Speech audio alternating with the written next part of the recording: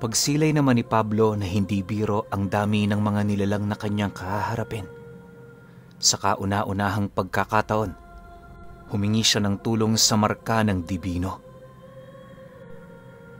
Para magawa ito, inalaya niya yon ng 10 buhay na dasal, kalakip ang mga engkantasyong itinuro sa kanya.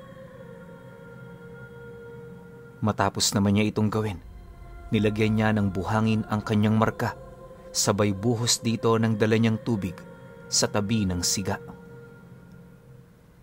Pagliwanag naman ng tatak, inilublob niya ang kanyang 2 braso sa gitna ng nagbabagang apoy habang paulit-ulit namang sinasambit ang pangalan ng dibinong naligaw sa kanyang katawan.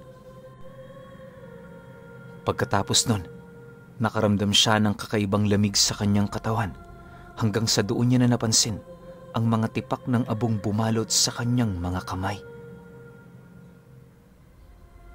Hindi yun lumagpas sa kanyang siko na para bang isa itong uri ng baluti para panghawakan ang isang makapangyarihang armas.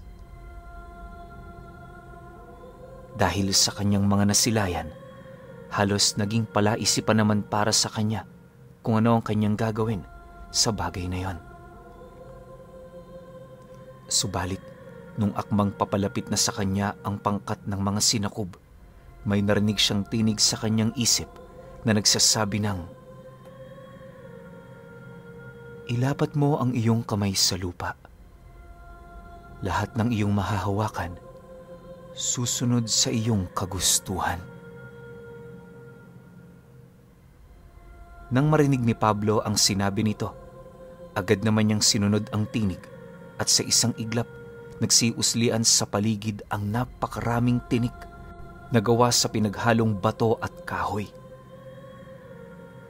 Mabilis na tumarak yon sa katawan ng mga nilalang, dahilan para magsipulasan ang mga ito. Dahil sa pangyayaring yon, bahagya namang naantala ang pagsugod ng mga nilalang na para bang hindi yon makapaniwala sa kanyang ginawa. Nang masipat naman yun ni Pablo, paisa-isa naman niyang pinagmamasda ng mga ito hanggang sa may napansin siyang hawakan ng isang sandata na nakausli sa harapan niya. Pag-utos naman sa kanyang tinig na kunin ang bagay na yon, dali-dali naman niya yung hinugot at kasabay nito ang paglitaw ng nakakasilaw na talim ng kampilan. Ayon kay Pablo, na kahit ilang daang taon na ang tanda ng bagay na yon, hindi pa rin niya maipagkakaila ang nakakasugat nitong talim kapag pinagmamasdan. Sa isip-isip niya, maaaring yon ang pangunahing armas ng mga dibino noong nabubuhay pa ito. Nang masipat naman yon ng mga sinakob, panay lang naman ang ginagawa nitong pag-angil habang pinagmamasdan ang kanyang mga ginagawa. Ilang minuto pa ang lumipas, muli na naman niyang narinig ang tinig na nag-uutos sa kanyang magbigkas ng mga buhay na salita upang magkaisa silang dalawa. Dagdag pa ng kaluluwa na ang gagawin nilang yon ang pinakamataas na antas ng kakayahang maaari nilang maipamalas. Dahil sa sinabi nito, wala namang nagawa itong si Pablo kundi ang sumunod.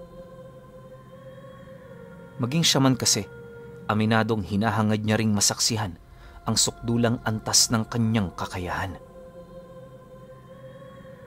Paghawak naman niya sa talim ng kampilan, binulungan niya yon ng 5 buhay na salita at kasabay nito ang pagyakap ng kanyang palad sa talim nito. Pagdating naman ng kanyang kamay sa dulong bahagi ng armas, naramdaman niya ang panlalabo ng kanyang paningin at kalaunay naging sanhi ng pagkawala ng kanyang malay. Akala ni Pablo kung ano na ang nangyari sa kanya, pero pagbalik ng kanyang ulirat, nadatnan niya ang kanyang sarili na patuloy pa ring nakatayo sa harapan ng kanyang mga kalaban. Ngunit sa pagkakataong yon, agad naman niyang napansin ang tila bang kakaibang anyo ng kanyang katawan. Pagtama ng liwanag sa kanyang katawan, napansin niya ang kanyang refleksyon sa talim ng kampilan. Dahil dito, doon niya napagtanto na kakaiba na pala ang kanyang anyo. Base sa pagkakatanda ni Pablo, wala namang nagbago sa kanyang katawan, pero yung kasuotan niya ibang-iba sa dati niyang suot. Bukod kasi sa nagliliwanag ito, hindi niya rin maipagkakaila ang suot niyang kapa na animoy gawa sa gintong sinulid. Nagliliwanag ang bagay na yan, at kahit saan man yun madapo, hindi ito nadudumihan. Maya-maya pa, napansin niya rin ang mga baluting nakasuot sa kanya na tila bang nasa espiritual na estado. Ngunit sa kabila nito, alam niyang hindi yun basta-bastang karga, lalo pat nasisipat yon ng kasama niyang bata. Ayon sa kanya, na ang ganoong mga usal, pawang nabubuo lamang ng isang mataas na uri ng engkantasyon. Dagdag pa niya na, sa tinagal-tagal na niyang nagbabaybay sa larangan ng lihim na aral, yon ang unang beses na makasilay siya ng ganoong bagay.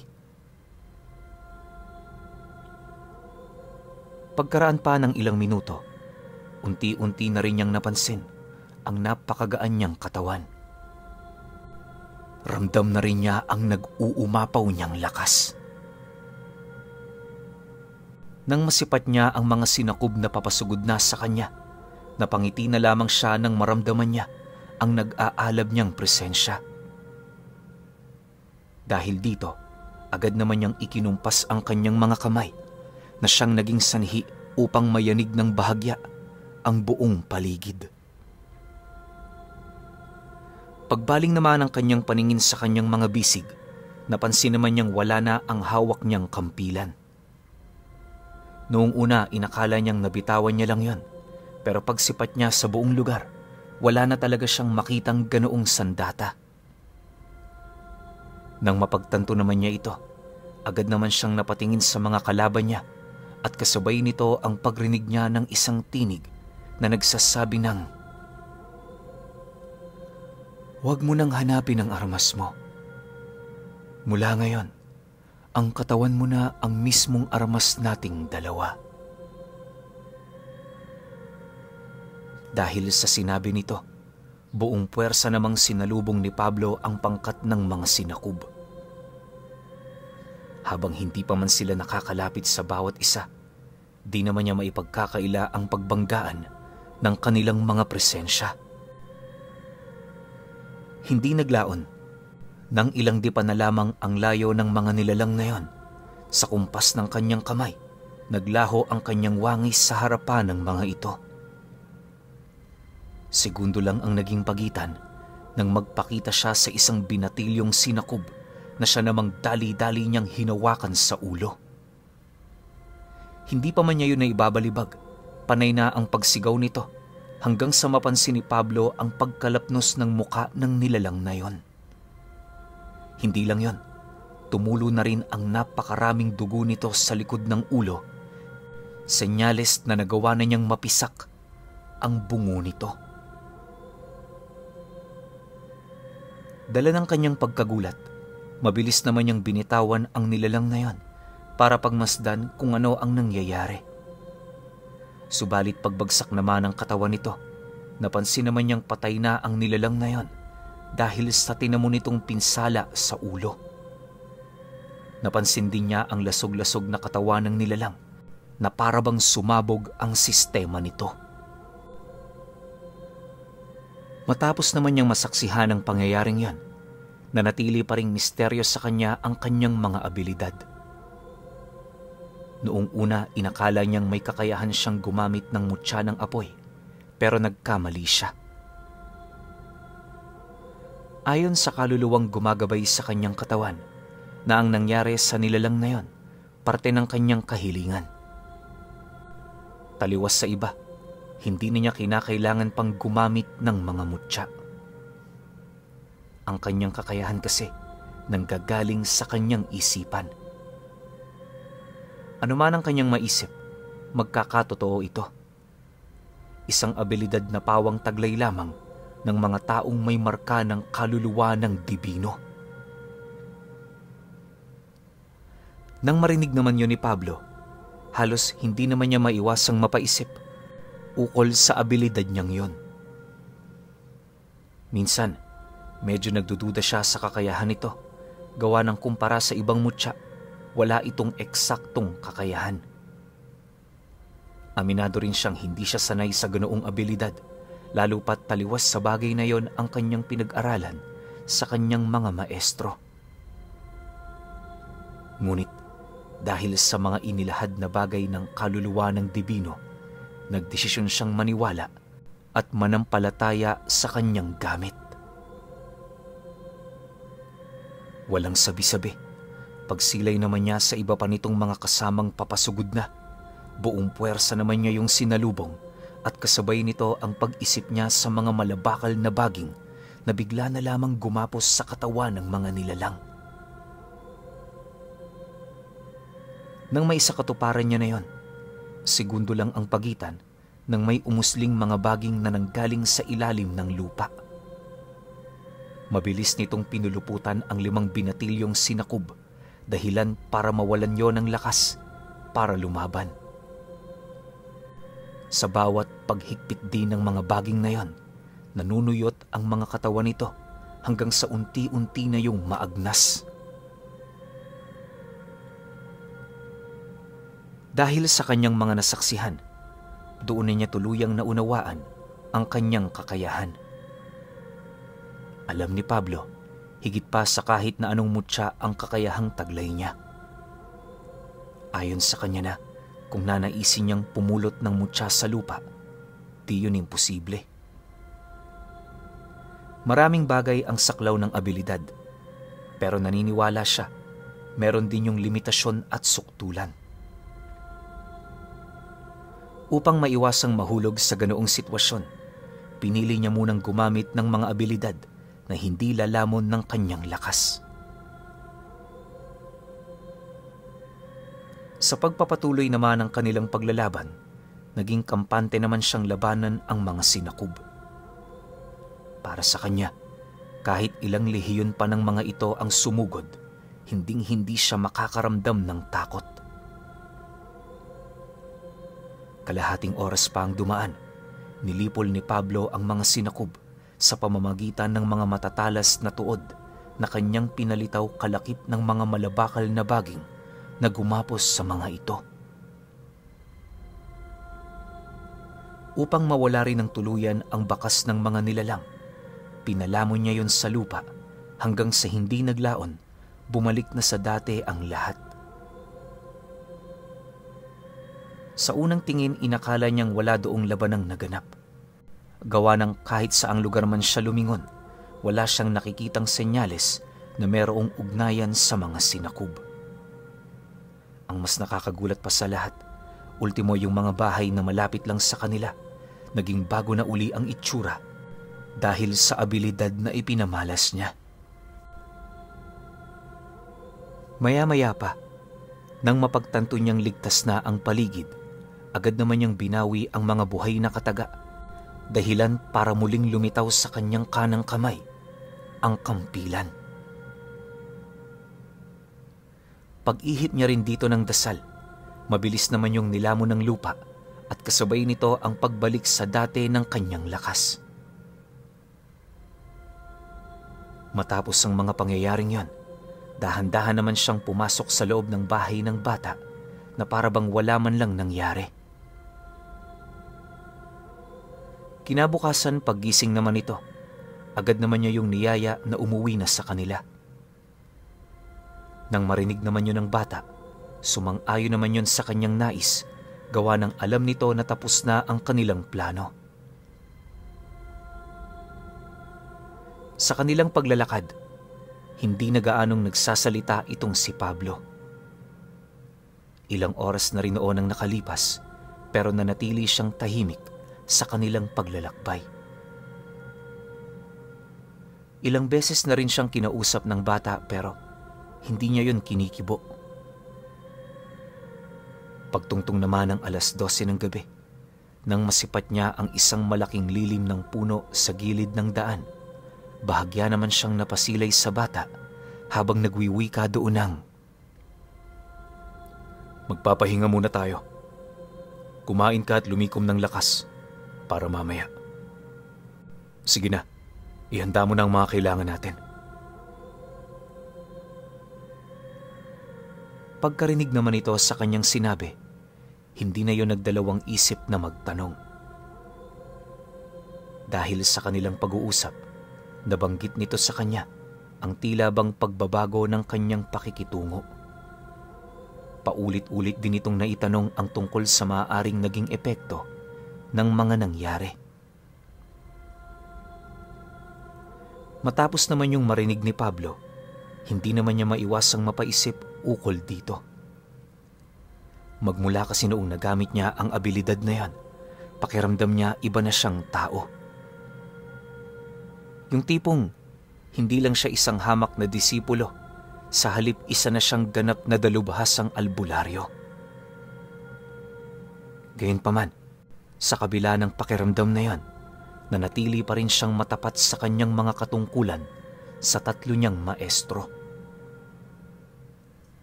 Alam niya sa kanyang sarili na kahit anumang estado ang kanyang marating, lahat yon tatanawin niyang utang na loob sa mga ito.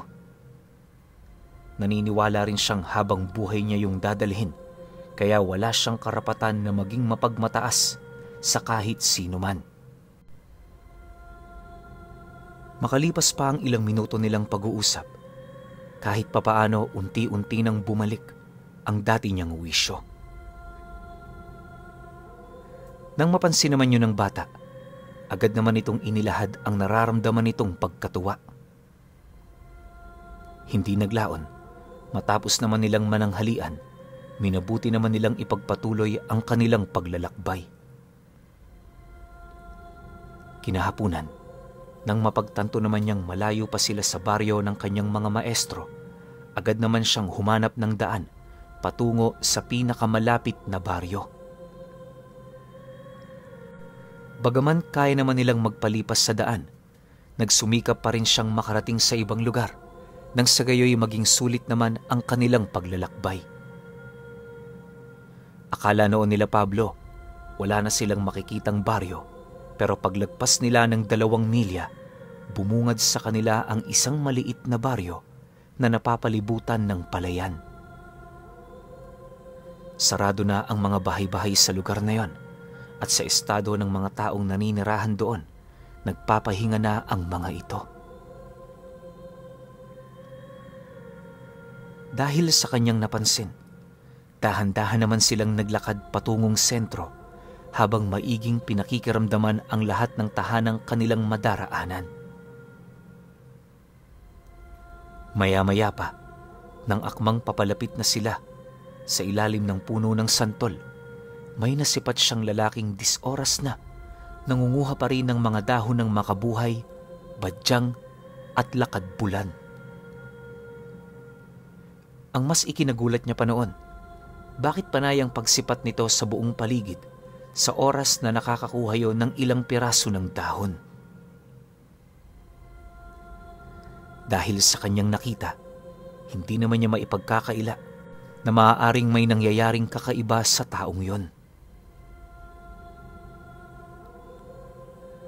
Sa pagpapatuloy naman ng kanyang pagmamasid, agad naman siyang nasipat ng lalaki na siyang naging sanhi upang sigawan sila nito. Paulit-ulit sila nitong pinaalis sa lugar na yon, pero hindi yun pinagtuunan ng pansin ni Pablo. Sa abot ng kanyang makakaya, iniwasan niyang makinig sa mga pagtawag nito hanggang sa dumating ang puntong naglakas loob ng lumapit sa kanya ang lalaki. Maya-maya pa, pagdating naman ito sa kanyang harapan, agad naman niya itong nasipat na bumunot ng sundang habang nagwiwika sa kanya ng, "Hindi mo ba naririnig ang mga sinasabi ko? Umalis kayo rito. Ano pang hinihintay nyo? Alis!" Nang marinig naman ni Pablo ang sinabi nito, hindi naman niya maiwasang makaramdam ng galit laban sa taong yon. Gayunpaman, pinili niyang maging kalmado sa paniniwalang isa lang yung ordinaryong tao. Pagkaraan pa ng ilang minuto nilang pag-uusap, kahit papaano napakalma naman niya ang lalaking yon. Mariin niya kasing ipinaliwanag ang kanyang mga dahilan kung bakit naroon sila sa lugar. Dahil dito, wala namang nagawa ang lalaki kundi ang maniwala sa mga bagay na kanyang sinabi. Sa halip na makipagtalo pa yon sa kanya, minabuti naman itong makipag-usap ng mahinahon. Ayon sa lalaki, na kaya siya nasa lugar na yon ay dahil nangunguha siya ng pangontra para maprotektahan ang kanyang asawang buntis. Dagdag pa nito na ilang araw na silang ginagambala ng mga aswang, kaya napakalaki na ng epekto nito para sa kanilang pamumuhay. Dagdag pa nito na kaya inabot siya ng gabi sa pangunguha ng mga pangontra ay dahil sa trabaho niya. Mariin din itong inilahad na bago niya marating ang lugar na yon, may iilang panauhin siyang nakasalubong na masama ang tingin sa kanya. Bago lang din yun sa lugar, kaya nasisiguro niya aswang ang mga ito. Pagtatapat pa ng lalaki na takot yon para sa kanyang sariling buhay, pero alang-alang sa kanyang pamilya, kinakailangan niyang maglakas loob para protektahan ito. Nang marinig naman ni Pablo ang sinabi ng lalaki, walang pagdadalawang isip naman siyang nagbigay ng tulong dito. Pagkarinig naman ito, gulat naman yung nagtanong sa kanya ng, Albularyo ho kayo? Hindi ako albularyo. Disipulo lang ako ng aking maestro. Pero huwag kayong mag-alala, makakatulong ako sa inyo. Ang nais ko lang magkaroon sana kami ng matutulugan. Kahit ngayong gabi lang. Sagot naman niya. Nang marinig naman yon ng lalaki, agad naman yung sumang-ayon sa kanyang nais. Hindi naglaon nang magkasundo na sila. Dali-dali naman silang naglakad patungo sa bahay nito. Habang binabagtas naman nila ang daan, pansin naman niya ang iilang mga salot na sumasabay sa hangin. May mga nararamdaman din siyang kakaibang presensya, kalakip ng iilang mga insektong tagapagmasid ng mga aswang. Matapos naman niya itong mapansin, doon niya nakumpirma na hindi nga nagkakamali ang hinala ng lalaki. Maya-maya pa, nang marating na nila ang maliit na kubong pinagtitirhan nito, unang bumungad kay Pablo ay ang hindi mabilang na mga marka na nakalapat sa bawat dingding ng bahay. Alam niyang nanggaling yun sa mga aswang. Gawa ng tanging mga aswang lamang ang gumagawa ng marka gamit ang kanilang mga kamay. Alam niyo ba, nag-iiwan ng masamang presensya ang mga kamay ng aswang? Yaw ang ginagawang basehan ng mga albularyo upang masabi kung malinis pa ba ang isang tahanan o napasok na ito. Sa estado naman ng pamamahay ng lalaki, nasisiguro ni Pablo noon na makailang pasok na doon ang mga nilalang. Medyo nababahala ito, gawa ng maaaring naghihintay na lamang ang mga nilalang na yon na lumaki ang sanggol sa sinapupunan ng asawa nito. Alam din niyang wala ng bisa ang mga dahon ng badyang at makabuhay sa kadahilanang napapangibabawan na ito ng presensya ng mga nilalang. Sa pagpapatuloy naman ng kanyang pagmamasid, agad naman niyang napansin ang iilang mga insektong nagmamasid sa paligid. Nakakaamoy na rin sila noon ng baho ng tiyanggaw, indikasyon na merong nilalang na paparating. Nang mapansin naman yun ni Pablo, agad naman niyang inutusan ng lalaki na isama ang bata sa loob ng bahay nito. Dagdag pa niya na hanggat hindi niya napapalayas ang mga nilalang na yon, hindi siya papasok.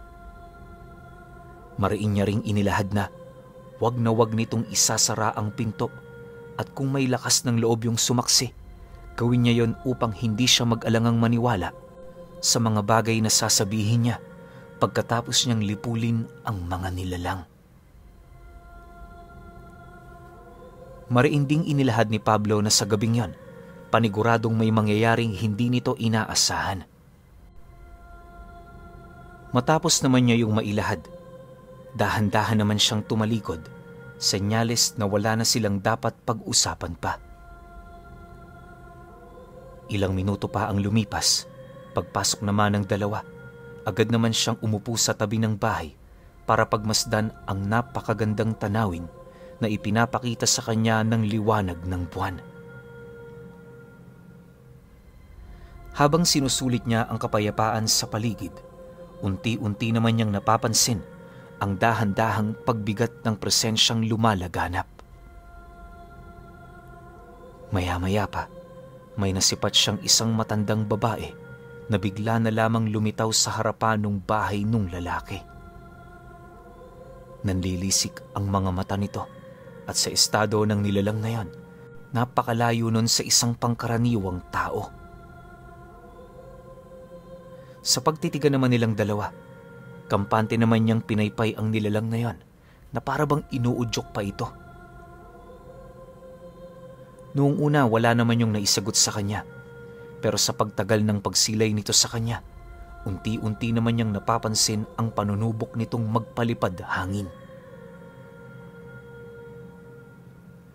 Nang maramdaman naman niya ang ginawa ng matanda, pasimple naman niya itong sinalag gamit ang dalawang buhay na salita. Itinaas niya rin ng husto ang kanyang bakod at puder, pero hindi niya nakikitaan ng pagkasindak ang nilalang na yon. Ang mas ikinatuwa pa noon ni Pablo ay nung masipat niya yung dahan-dahan ng naglalakad papalapit sa kanyang kinaroroonan.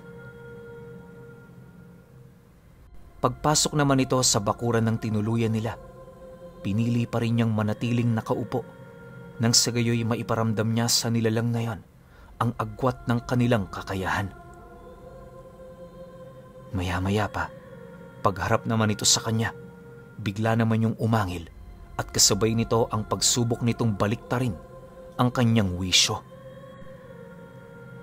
Pagramdam naman ni Pablo sa ginawa ng nilalang na yon, napangisi lang naman siya habang nagwiwika dito ng, "Hindi ko akalaing ang mga katulad mong mahihina, may lakas pa ng loob na manggulo sa mga taong payapang namumuhay. Dumating na ang araw mo. Kung ako sa'yo, ihanda mo ng sarili mo."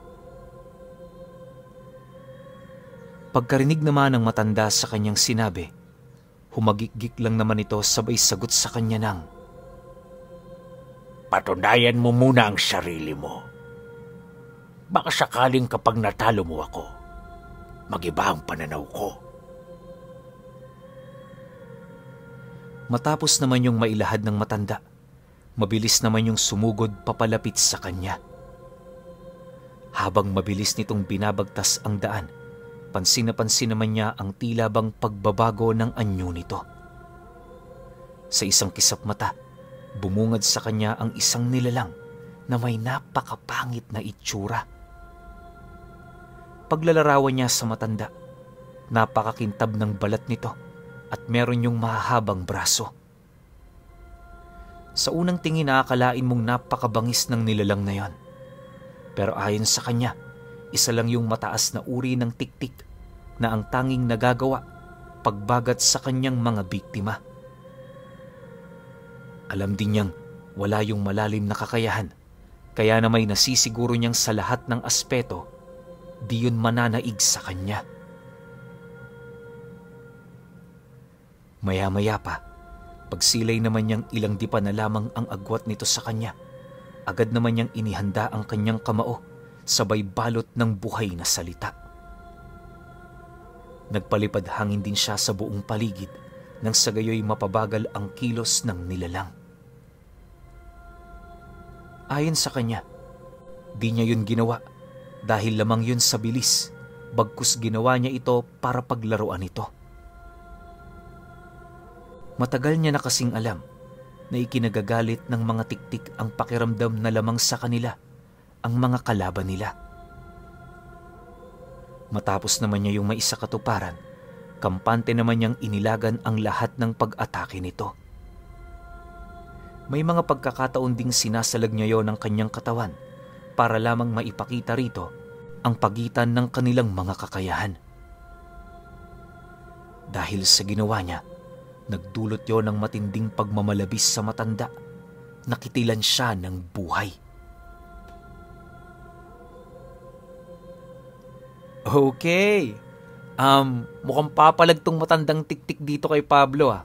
Pero syempre, alam naman natin na sobrang layo ng agot nitong dalawa pagdating sa physical man o sa spiritual na kakayahan. Para di na kayo mabitin, susunod ko na kagad yung 6. Pahintay na lang ako.